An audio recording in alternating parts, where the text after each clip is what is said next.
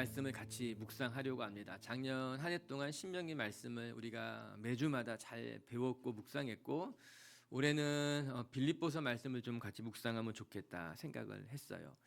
빌립보서는 1장은 바울의 기도로 시작하게 됩니다. 1절과 2절은 서론이잖아요. 서론을 제외하고 나서 3절부터 바울은 바로 빌립보 교회를 위한 기도를 시작으로 빌립보서 편지를 펼쳐가고 있어요.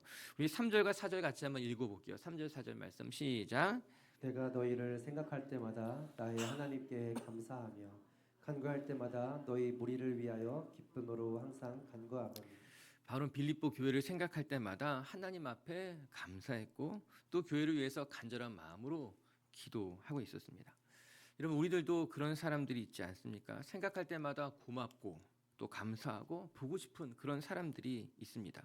실제 관계가 그렇게 가까워서 자주 연락하는 사람들도 있지만 또 때로는 영적인 유대감을 가지고 그렇게 살아가는 사람들도 있습니다.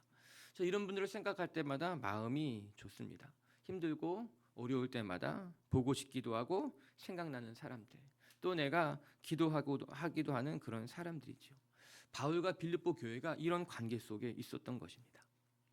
그런데 가만히 생각해 보면 여러분, 바울과 빌립보라고 하는 도시는 인연이라고 하기보다는 악연이라고 부르는 것이 더 맞을 것 같다, 그런 도시입니다. 사실 바울은 빌립보에서 여러 가지 고난을 먼저 겪었어요. 생각해 보게 되면은 바울은 빌립보 교회를 방문할 계획을 전혀 갖고 있지 않았습니다. 바울은 유럽으로 갈 생각을 단 한 번도 하지 않았어요.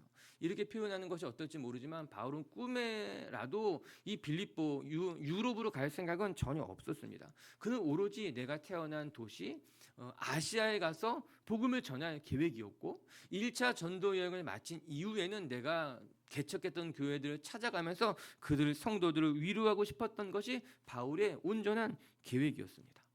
그런데 하나님께서 아시아로 가려던 바울의 발걸음을 막으시고 유럽으로 인도하신 것 아니겠습니까? 그래서 들어갔던 도시가 빌립보였어요. 어떻게 보면 가고 싶은 곳을 가지 못하고 예상외의 도시로 가서 그곳 사람들과 만나서 교제했던 도시가 빌립보, 그래서 만들어진 교회가 빌립보 교회 아니었습니까? 그뿐만이 아니라 바울은 그 빌립보에 도착해서 모함을 받고 옥고를 치르게 됩니다. 귀신 들린 여자아이를 하나 고쳐주었는데 그것 때문에 이제 모질게 매를 맞고 감옥에 갇혀 착고까지 채워서 이제 고통당했던 건 아니겠습니까? 생각해 보게 되면요, 바울에게 있어서 빌립보라고 하는 도시는 어려움으로 또 예상하지 못했던 시련을 겪었던 곳, 그런 곳이 빌립보였던 것 아니겠어요? 바울에게는 인연이라고 하기보다는 어떻게 보면 악연과도 같은 곳이 빌립보였는데, 놀랍게도 그 빌립보에서 바울이 평생 함께하게 될 루디아라고 하는 여인을 만나게 됐고, 바울의 사역에 큰 힘이 되는 빌립보 교회를 개척하고 섬기게 되었다라고 하는 것입니다. 예상하지 못했던 사람들을 만나고 예상하지 못했던 곳에서 놀라운 교회를 개척하게 됐다라고 하는 것입니다. 우리는 내가 원하는 길이 열릴 때만 하나님의 은혜고 하나님의 축복이라고 생각하기가 쉽습니다. 내가 예상하지 못했던 일들을 마주하게 되면 그것 때문에 힘들고 어렵고 또 길이 막혔다고 탄식하기도 하는 것 아니겠습니까? 그러나 오늘 말씀을 통해 배우게 되는 것은요, 예기치 못한 곳에서 예상치 못한 사람들을 통해서 하나님이 우리의 삶을 활짝 열어가신다라고 하는 거예요. 예상하지 못했던 사람을 통해서 축복의 만남이 시작되고 예상하지 못한 곳에서 놀라운 은혜가 우리를 기다리고 있게 된다라고 하는 것입니다. 전 2025년을 시작하면서 우리 비치교회 식구들이 예기치 못한 곳에서 예상치 못한 은혜를 만나고 예상치 못한 사람들 때문에 여러분의 길이 활짝 열리는 것을 경험하시기를 주님의 이름으로 축복합니다. 우리는 광야를 만났다고 생각하지만 그 광야에 하나님이 길을 내시고, 사막을 만났다고 생각하지만 그 사막에서 하나님의 뜻을 만들어 가시는 분이 우리 하나님이라고 하는 거예요. 어쩌면 더 멋진 은혜라고 하는 것은 내가 예상하지 못한 곳에서 내가 예기치 못한 사건들을 통해서 하나님께서 우리의 삶을 복주시는 것이 진짜 은혜, 정말 하나님께서 우리의 삶 가운데 축복하는 것이 아닌가, 그런 생각도 해보게 되는 거예요. 2025년 첫날 첫 주일 설교를 준비해 가면서 오늘 말씀을 보게 되는 거죠. 여러분 축복합니다. 여러분의 삶에 예상하지 못했던, 예기치 못했던, 정말 문이 닫힌 줄만 알았고 모든 것이 끝난 줄만 알았는데 거기에서부터 새롭게 여러분의 삶을 만져가시고 펼쳐가시는 하나님을 만나고 그 하나님과 동행하시는 우리 미치교회 성도님들 되시기를 주님의 이름으로 축복합니다. 그러면 이제 바울이 빌립보 교회를 위해서 기도했던 그 내용들을 들여다보면서 빌립보 교회는 어떤 교회였을까? 또 그 교회를 통해서 하나님이 이루어져 가시는 것은 무엇일까를 같이 한번 살펴보는 시간을 갖도록 할게요. 우리 먼저 5절 말씀 한번 같이 읽어보겠습니다. 5절입니다. 시작. 너희가 첫날부터 이제까지 복음을 위한 일에 참여하고 있기 때문이라. 첫 번째, 바울이 빌립보 교회를 위해서 기도할 때마다 감사했던 것은 빌립보 교회는 복음을 위한 일에 깊이 참여하고 헌신하고 섬겼던 교회가 빌립보 교회였던 거예요. 이게 바울은 빌립보 교회를 생각할 때마다 기뻤고 감사했던 것입니다. 빌립보 교회가 바울의 자랑일 수 있었던 것은 그들이 복음을 사랑했고 복음을 위해서 헌신했다라고 하는 것입니다. 오늘 5절의 말씀은 그렇게 나옵니다. 복음을 위한 일에 헌신했다라고 하는 거죠. 교회가 교회 본질의 일에 힘쓰지 않고 비본질적인 것에 매달려 살아가게 되면은 교회가 어려움을 겪을 수밖에 없게 됩니다. 교회라고 하는 것이 교회의 본질적인 것에 집중하고 힘써야만 하는데 그 본질적인 것을 놓친 채 자꾸 비본질적인 것 때문에 논쟁하게 되고 다투게 되고 그것을 붙들고 애쓰다 보면은 오히려 교회가 어려움을 당하게 되는 경우들을 보게 되는 것이죠. 여러분, 하나님께서 교회를 세우실 때는 교회에 가지고 계신 계획이 있고 뜻이 있는 것 아니겠습니까? 우리는 그것을 가리켜서 교회의 본질적인 기능이고 역할이라고 생각하게 되는 거죠. 빌립보 교회가 훌륭했던 것은 빌립보 교회는 복음을 위한 일에 헌신한 교회가 됐다라고 하는 것입니다. 비본질적인 것을 붙들고 살아갔던 교회가 아니라 핍박과 환난 속에서도 교회가 가지고 있어야 되는 본질적인 역할이 무엇이냐? 이 복음을 위해서 헌신하며 복음을 위해서 애썼던 교회가 빌립보 교회였다라고 하는 것이죠. 전 우리 빛의 교회 식구들도 이제 교회 나와서 이제 예배도 드리고 뭐 세일 모임도 하고 봉사도 할 텐데 우리 빛의 교회 식구들이 비본질적인 것 때문에 애쓰는 것이 아니라 정말 본질적인 것을 붙들고 본질적인 것을 바라보게 된다면, 즉 오늘 말씀과도 같이 복음을 위한 일에 헌신한다면 우리의 신앙생활이 후회가 없을 줄로 믿습니다. 사람마다 자기가 살아가는 이유가 있을 텐데 어떤 사람은 정말 사람들에게 인정받기 위해서 살아가는 사람도 있고 어떤 사람은 명예를 위해서 살아가는 사람들도 있고 또 어떤 사람들은 자기를 막 입증하기 위해서 열심히 살아가는 사람도 있을 것입니다. 그 저마다 살아가는 이유가 되겠지요. 그러나 우리 예수님을 믿는 신도의 길이라고 하는 것은 무엇인가? 우리는 복음을 위한 일에 살아가게 된다라고 하는 거죠. 우리가 모이는 이유도 복음 때문에 모이는 거고 우리가 힘쓰는 이유도 헌신하는 이유도 다 복음을 위한 일에 힘써야 된다라고 하는 것입니다. 나를 위한 것도 아니고 사람들을 위한 것도 아니고 우리가 모여 있는 이유는 복음을 위한 일에 헌신하기 위해 모였다라고 하는 거예요. 할렐루야. 여러분들은 무엇을 위해서 살아가십니까? 어렵게 생각하지 말고 여러분은 무엇을 위해서 여러분의 시간을 쓰고 재정을 쓰고 여러분의 에너지를 사용하고 있습니까?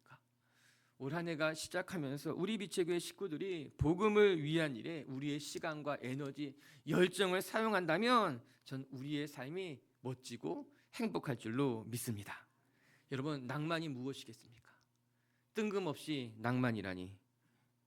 여러분, 우리가 모여서 이렇게 복음을 위해서 같이 먹고 가진 것도 나누고 같이 고생도 하고 이런 것들이 우리의 신앙의 추억이 되고 이것이 우리가 살아가는 신앙의 낭만인 것 아니겠습니까? 모여가지고 뭐 우리가 이상한 것 뭐 허튼 짓 하게 되고 모여서 엉뚱한 것만 이야기하고 그런 것이 아니라 우리가 같이 모여서 같이 먹고 또 나누고 같이 기도하고 같이 헌신하고 복음 위해서 살아가는 삶이 전 진짜 낭만적인 삶인 것 같은 거예요. 할렐루야. 공감들 하시라. 바울이 복음을 위한 일에 참여했다고 합니다.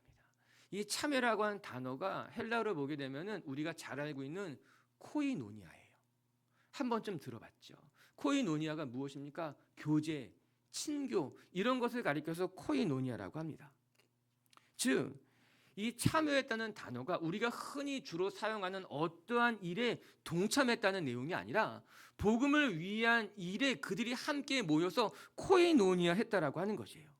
그렇다면 이 말씀에 참여라는 말의 뉘앙스가 달라지게 됩니다. 코이노니아라고 하는 것은 함께 모여 떡을 떼고 교제하고 나누는 일인 겁니다. 단지 그냥 어떤 일에 모여서 동참하는 것을 아니라 그것을 넘어서서 훨씬 더 큰 개념이라고 하는 거죠. 즉 바울은 빌립보 교회가 복음을 위한 일에 참여하는 데 있어서 어떤 일을 감당했는가? 함께 모여 복음을 위해서 떡을 떼고 교제하고 나눴다라고 하는 것입니다. 복음을 위한 일을 위해서 그들이 같이 모여서 교제하고 꿈꾸고 계획하고 자발적으로 감당해 나갔다는 걸 이야기하고 있는 것입니다. 저는 이 모습이 교회가 간직해야 될 아름다운 모습, 우리 교회가 지향하는 모습이라고 생각하게 됩니다. 여러분, 교회는요 단지 일하는 곳이 아니라 같이 모여서 코이노니아, 즉 같이 모여서 떡을 떼고 함께 나누고 교제하고 꿈을 꾸고 같은 곳을 향해 달려가는 것이 교회가 해야 될 일이라고 하는 거예요. 그냥 모여가지고 일주일에 한 번 모여가지고 예배하고 나고 각자 그냥 삶의 자리로 흩어지는 것이 아니라 함께 모여서 참 복음을 위한 일에 참여했다고 하는 것은 코이노니아, 즉 함께 모여서 떡도 떼고 밥도 먹고 교제하고 같이 꿈도 꾸고 같이 계획도 하고 같이 헌신하는 일에 함께 동참했다라고 하는 거죠. 바울은 이 점을 더 부각시키고 있는 것입니다. 빌립보 교회가 여러 가지 시련과 환난을 만났지만 그 가운데 그들이 흩어지지 않고 같이 모여서 같이 떡도 떼고 꿈도 꾸고 같이 헌신하며 함께 동역했다라고 하는 것이에요. 우리가 해야 할 일이 무엇인가? 우리는 같이 모여서 어떻게 교회를 세워가고 어떻게 하나님의 뜻을 이루어가고 우리가 어떻게 케냐를 섬기고 우리가 어떻게 필리핀을 섬기고 우리가 어떻게 연약한 자를 섬기고 같이 모여서 함께 나누고 계획을 세우는 것이 우리가 해야 될 복음을 위해 참여하는 모습이라고 성경 이야기하고 있는 거예요.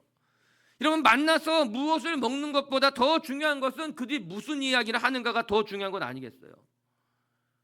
정말 잘 차려입고 나서 만나서 남 이야기하고 불평 섞인 이야기하고, 얼마 전에 교육자들과 아침에 이제 우리 새벽 예배 마치고 식사하고 이렇게 차 마시러 아침에 갔는데 어떤 분들이 정말 아침부터 잘 차려입고 커피를 우아하게 마시고 있는데 그들의 이야기가 들려온 거예요. 너무나 잘 차려입었던 그들이 이 아침부터 모여서 하는 이야기들은 남 흉보는 이야기였던 거예요. 저렇게 곱게 차려입고 이 아침부터 모여가지고 결국엔 남 흉보는 이야기가 계속해서 귀에 들려오니까 좀 안타까운 거죠. 안타까운 거죠. 여러분, 우리가 만나서 뭐 먹을까? 그것보다 더 중요한 것은 만나서 무슨 이야기를 할까? 그들의 이야기는 무엇일까? 그들이 꿈꾸는 것은 무엇일까? 저 오늘 성경 이야기하는 복음을 위한 일에 참여한다는 것이 바로 그 코이노니아. 그들이 함께 모여서 같이 떡을 떼며 같이 마음을 나누며 같이 하나님의 꿈을 꾸며 그것을 위해서 어떻게 우리가 헌신한가를 나누며 그렇게 같이 하나님의 나라를 위해서 함께 세워져 가게 됐더라고 하는 겁니다. 할렐루야. 2025년 그렇게 우리가 함께 모이고 꿈을 꾸고 함께 아름다운 것을 만들어갈 때 우리 마음에 우리의 삶의 주의 나라가 임할 줄로 믿습니다. 우리 6절 말씀 한번 읽어볼까요? 6절의 말씀 시작. 너희 안에 착한 일을 시작하신 이가 그리스도 예수의 날까지 이루실 줄을 우리는 확신하노라. 이게 제목이 우리는 확신하노라. 오늘 바울은 고백하고 있는 거예요. 너희 안에 착한 일을 시작하신 이가 그것을 마치는 그날까지 이루어 가신다라고 하는 것입니다. 저 이 말씀이 너무너무 좋습니다. 두 가지 측면이 있는데 하나는 우리 안에 착한 일을 시작하신 이가 하나님이라고 하는 거예요. 즉 내가 뭔가 대단해가지고 선한 일을 시작한 것이 아니라 하나님이 우리 안에 함께 하셔서 우리에게 선한 꿈을 꾸게 하시고 착한 일을 감당하게 하나님이 시작하셨다라고 하는 것입니다. 우리 안에 선한 일을 시작하신 것도 하나님이고 그것을 이루어 가실 분도 하나님이라고 하는 거예요. 오늘 바울이 빌립보 교회에 믿음을 갖고 있었던 것은 빌립보 교회가 참 귀한 교회임에도 맞지만 그것보다 그 너머에 빌립보 교회를 붙들고 계신 것이 하나님이다. 빌립보 교회의 선한 일을 시작하신 것이 하나님이시다. 그 집사님 좀 부족할지 모르지만 하나님이 선한 일을 시작하셨으니까는 감당하게 하실 거야. 아니 그 목사님이 좀 연약한 목사님이지만 선한 일을 시작하신 것이 하나님이니까 하나님이 이루어 가실 거야. 그 말씀하고 있는 것 아니겠습니까? 위로가 되기도 하고 힘이 되기도 하는 거예요. 맞아요. 오늘 바울의 이 고백은 빌립보 교회 성도들에 대한 확신이 아니라 하나님에 대한 확신인 거예요. 하나님이 함께 하시니까 하나님이 그들을 통해서 이루어 가실 거라고 고백하고 있는 것 아니겠습니까? 맞다. 그것이다. 여러분, 오늘도 우리에게 소망이 있는 것은 우리 안에 선한 일을 시작하신 것이 하나님이기 때문에 우리에게 소망이 있는 거예요. 우리는 연약해요. 우리는 자꾸 마음이 하루에도 12번 바뀔 수 있어요. 우리는 쉽게 상처도 받기도 하고 넘어지기도 해요. 그러나 우리를 통해 선한 일을 이루어 가실 분이라는 것은 하나님이라고 한다면 저는 우리가 감당할 수 있으리라 믿습니다. 그렇게 여러분의 삶을 통해 선하게 하나님의 일을 만들어 가시는 하나님을 바라보며 여러분 스스로를 믿고 내 안에 계신 하나님을 신뢰하며 정말 복음을 위한 일에 멋지게 살아가는 성도님들 되시기를 주님의 이름으로 축복합니다. 두 번째 또 말씀부터 우리가 배우게 되는 것은 빌립보 교회는 복음을 위한 일에 참여했을 뿐만 아니라 고난에 동참하는 데 있어서 함께 십자가를 짊어지며 이 일을 감당했다. 성경은 이야기합니다. 우리 7절 말씀도 한번 읽어볼게요. 7절 말씀 시작. 내가 너희 무리를 위하여 이와 같이 생각하는 것이 마땅하니 이는 너희가 내 마음에 있음이며 나의 매임과 복음을 변명함과 확정함에 너희가 다 나와 함께 은혜에 참여한 자가 됨이라. 바울이 이렇게 간절한 마음으로 빌립보 교회를 위해서 기도하고 있었던 것은 빌립보 교회가 특별히 바울의 매임과 복음을 전하는 일에 동참했기 때문이다 말하고 있습니다. 바울의 마음에 고마움이 있었던 겁니다. 우리가 잘 알듯이 빌립보서를 가리켜서 옥중서신이라고 하잖아요. 바울이 로마 교회에 갇혔을 때에 쓴 편지가 빌립보서입니다. 비록 바울은 옥중에 갇혀 있었지만 빌립보 교회는 그 바울을 돕기 위해서 여러 가지 방법을 동원해서 흔히 하는 말로 바울의 옥바라지를 하게 되었습니다. 빌립보서 뒤편을 읽어보게 되면은 바울을 돕기 위해서 에바브로디도라고 하는 사람을 보냅니다.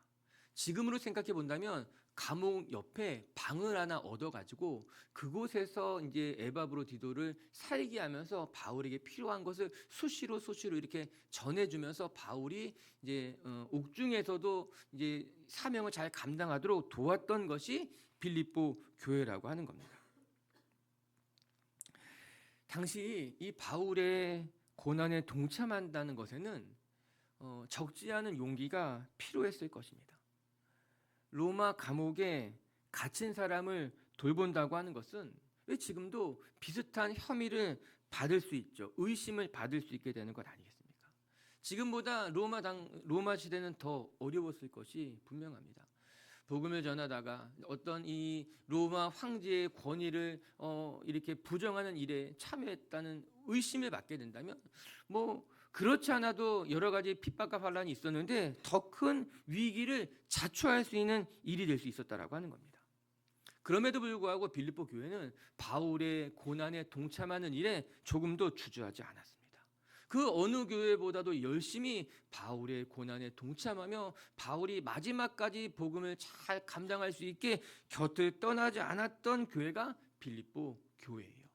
이에 바울은 빌립보 교회 성도들이 고마웠습니다. 그리고 빌립보 교회를 위해서 옥중에서 끊임없이 기도하며 헌신했던 모습을 발견하게 되는 거죠.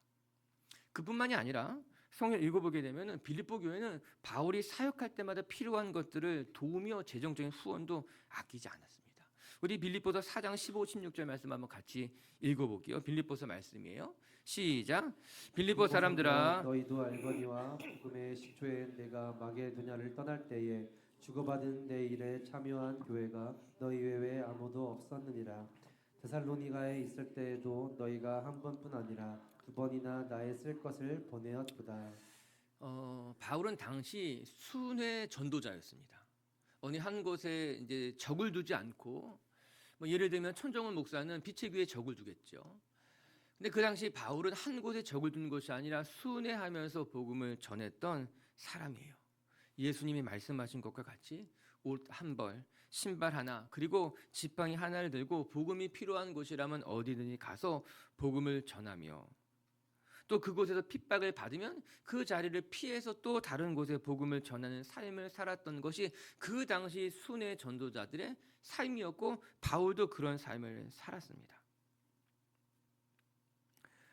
그뿐만 아니라 바울은 여러 교회를 다니면서 각 교회의 필요가 무엇인지를 누구보다 빨리 발견할 수 있었습니다.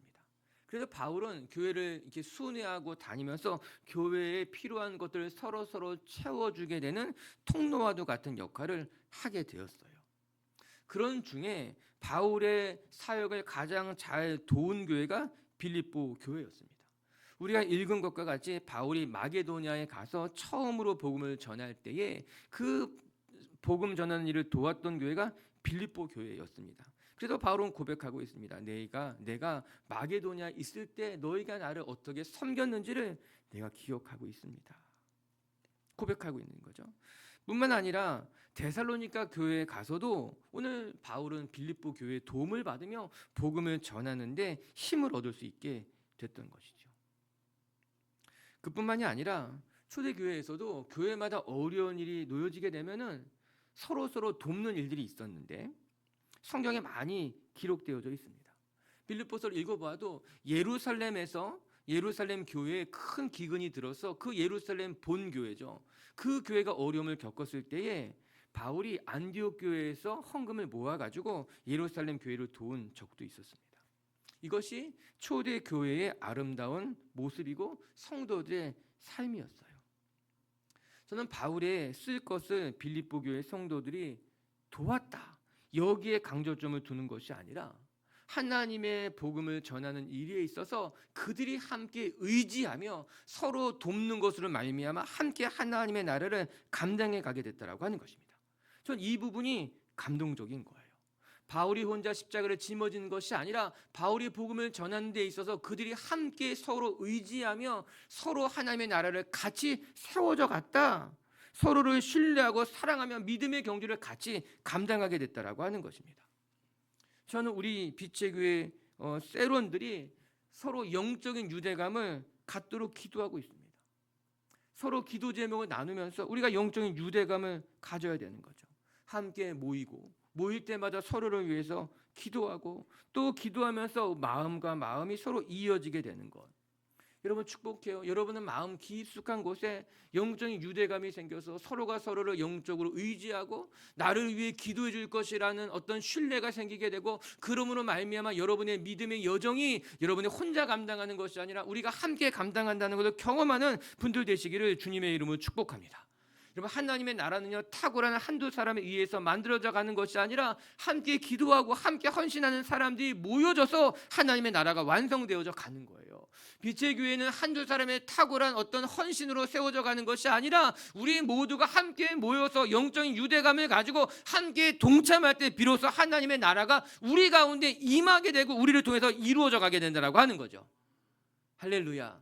그래서 우리는 서로가 서로를 의지하고 또 서로가 서로를 또 지지해 주면서 함께 세워져 가는 한 해가 되었으면 좋겠습니다. 할렐루야. 아멘. 축복 한번 할까요? 당신이 있어서 행복합니다. 시작. 오랜만에 온 분도 있고 조금 낯선 분도 있겠지만 왜 천국 가면 놀란다잖아요. 그렇죠? 이 사람이 여기에 왔냐? 또 내가 여기에 왔냐? 이런 것 때문에 놀라잖아요. 그런 일들 그런 얘기 우리 많이 하죠. 근데 저는 한 가지 더 있어요. 우리가 천국 가서 놀랄 것은 저 사람이 나를 위해 기도해 줬단 말이야. 난 생각지 못했는데 내가 정말 그렇고 어렵고 힘들 때 저 사람이 저렇게 눈물로 나를 위해 기도해 줬어.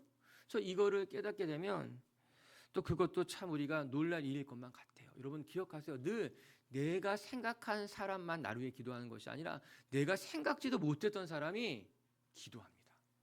그 기도 때문에 우리가 사실은 살아가는 거예요. 아멘. 세 번째 한 가지만 더 가지 살필 것은 그리고 바울은 이제 복음을 위해서 헌신하며 그 모든 고난 한교에 동참했던 빌립보 교회가 하나님의 영광과 찬송이 되길 원한다고 기도로 마무리를 하고 있어요. 11절 말씀 한번 읽어볼게요. 11절 말씀 시작. 예수 그리스도로 말미암아 의의 열매가 가득하여 하나님의 영광과 찬송이 되기를 원하노라. 아멘. 의의 열매가 가득하여 하나님의 영광과 찬송이 되기를 원하노라 이렇게 고백하고 있어요. 빌립보 교회를 위한 기도고 또 우리 빛의 교회 성도들을 위한 기도입니다. 의의 열매가 가득한 하나님의 영광과 찬송. 여러분 열매라고 해서 다 같은 열매가 아닐 것입니다. 먹을 수 있는 열매가 있고 먹기는 먹어도 실하지 않은 열매가 있고 또 어떤 열매는 먹지 못한 열매도 있을 수가 있습니다. 그리스에 처음 갔었는데 이제 혼자 갔었어요. 가로수에 오렌지 나무가 있는 거예요. 세상 처음 봤어요. 저는 오렌지가 주렁주렁 달려있는 가로수라니 너무너무 멋지기도 하고 예쁘기도 하고 먹음직스럽기도 하고 그런데 잠시 지나니까요 찻집에서 제가 보고 있었는데 혼자 차를 마시면서 트럭이 한 대 오더니 그 트럭이 와서 그 오렌지를 다 털어가지고 이게 터는 기기가 있더라고요. 그래가지고 싣고 그냥 가버리는 거예요. 저 풍성한 오렌지를 저렇게 다 털어서 그냥 가버리네? 그런 생각이 들었어요. 그래서 물어봤어요. 사람한테 이제 직원이 물어봤어요. 여기 저 오렌지 먹으면 안 되는 거냐? 왜 저렇게 가지고 가냐? 했더니 그분이 그런 이야기 하더라고요. 저거 멋있게 보이고 예뻐 보이지만 너 저거 먹으면 탈난다. 너 저거 절대 먹으면 안 돼. 그리고 먹으면 엄청 써. 못 먹는 거야. 꿈도 꾸지 마. 막 이런 얘기를 저에게 해줬어요. 대신 저게 그냥 땅에 떨어지면 거리가 지저분해지니까 땅에 떨어지기 전에 와서 다 털어가는 거야. 이렇게 이야기하더라고요. 그게 먹음직스러운데 관상용인 거예요. 먹지 못하는 그런 열매라고 하는 거죠. 여러분, 우리의 신앙이 관상용이라면 어떨 것 같아요? 보기에만 좋은 거예요. 그런데 실제로 맛을 보면 쓴맛이 나요. 떫은 맛이 나서 먹을 수가 없는 그런 신앙이라면 여러분 어떨 것 같아요? 멀리서 보기에 대단한 사람 같고 정말 신앙이 좋은 것 같기도 하고 아름다운 것 같은데 가까이 다가가서 들여다보니까 교제해 보니까 그냥 그 모든 신앙은 관상용인 그냥 신앙이었던 거예요. 같이 있기에 불편하고 어렵고 정말 함께하면 떫어서 먹지 못하는 우리의 신앙에 방해가 되는 그런 신앙이라면 여러분 얼마나 안타깝겠습니까? 근데 사실 우리 주변에 그런 사람들이 있을 수 있습니다. 겉으로 보기에는 아름다워 보이고 멋있어 보일지는 모르지만 그냥 관상욕이고 보기에만 좋은 신앙. 오늘 바울이 빌립보 교회를 위해서 기도할 때 무엇이라 기도했는가? 의의 열매가 가득하여 하나님에게 영광과 찬송이 되기를 원합니다. 그렇게 기도하고 있는 건 아니겠어요? 우리 빛의 식구들도 여러분의 신앙이 정말 의의 열매가 주렁주렁 가득하여서 여러분의 삶이, 여러분의 신앙이 하나님께 영광이 되시기를 주님의 이름으로 축복합니다. 여기에 하나님의 영광이 된다. 이 영광이란 말이 무엇일까? 좀 우리가 사실 흔히 쓰는 단어는 아니니까 이렇게 바꿔봐도 좋을 것만 같은 거예요. 하나님의 자랑이 되기를 원합니다. 이렇게 바꾸는 거죠. 우리의 삶이, 우리의 신앙이 하나님에게 자랑이 되는 거죠. 내가 보면 빛의 교회가 자랑스러워. 하나님의 말씀이에요. 빛의 교회가 자랑스러워. 아무개 집사가 너무너무 자랑스러워. 그래서 많은 교인들 앞에서, 많은 사람들 앞에서 그들 때문에 하나님이 영광받게 되고 그들 때문에 하나님의 이름이 높임받게 되는 것이 의의 열매로 가득하여 영광과 찬송이 되는 삶일 줄로 믿습니다. 오늘도 여러분의 삶이 시간이 지날수록 점점 더 여러분만 드러나고 시간이 지나도 자꾸 여러분의 모습만 이렇게 돋보이는 삶이 되는 것이 아니라 나이가 들면 들수록 나는 사라지고 예수님만 드러나는 인생. 정말 나의 모습은 사라지고 어느덧 저 사람을 보면 정말 예수님이 생각이 나고 신앙이 생각이 나고 저 사람을 보면 같이 신앙생활하고 싶고 같이 헌신하고 싶어지고 그런 우리 빛의 식구들이 되어서 정말 시간이 점점 더 지날수록 의의 열매가 더 풍성해지고 여러분들 때문에 하나님의 이름이 높임받는 빛의 교회 가족들이 되시기를 주님의 이름으로 축복합니다. 말씀을 정리할게요. 여러분, 빌립보 교회에 바울은 간절한 마음을 가지고 빌립보 교회를 생각할 때마다 기쁘고 감사하고 그래도 기도하고 있다라고 하는 거예요. 그런데 빌립보 교회는요, 바울이 예상한 것도 아니고 가고 싶었던 것도 아니고 오히려 길이 막혔을 때 하나님이 길을 막고 만나게 하셨던 것이 빌립보 교회였어요.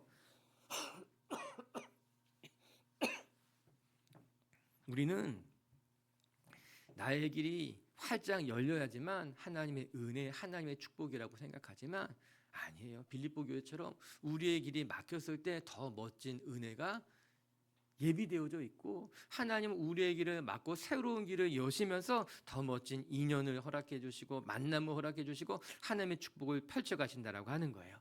2025년에 여러분에게 예기치 못한 은혜가 있기를 주님의 이름으로 축복합니다. 여러분에게 예상하지 못했던 멋진 만남이 있기를 주님의 이름으로 축복합니다. 빌립보 교회는요, 복음을 위해 위한 일에 헌신한 교회다. 우리 빛의 교회 식구들도요, 복음을 위한 일에 헌신해서 여러분이 복음을 위해서 살아가는 한 해가 되시기를 주님의 이름으로 축복합니다.